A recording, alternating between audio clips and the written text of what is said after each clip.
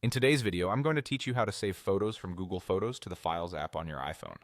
This is perfect when you want your images available as actual files you can organize into folders, attach to emails, upload to websites, or keep for offline access in iCloud Drive or on your device. Start by opening the Google Photos app.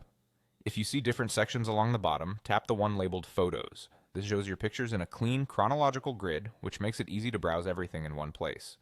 If you're not already in the Photos view, switching to it helps ensure you're selecting from your complete library, not just albums or suggestions.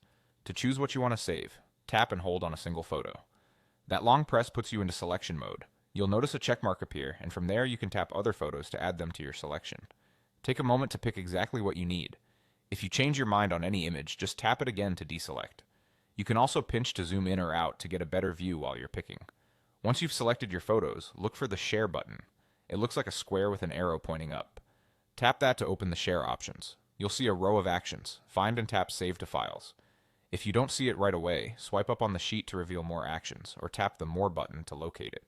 Save to Files will export copies of your selected photos out of Google Photos and into the Files app, which gives you control over exactly where they live. After you tap Save to Files, a Files window appears so you can confirm the destination. Choose a folder in iCloud Drive if you want the photos to sync across your Apple devices, or pick on My iPhone if you prefer to keep them stored locally. When you're ready, tap Save again in the top right corner. Depending on how many photos you selected and your internet connection, the save process might take a moment. You can keep using your phone while it completes.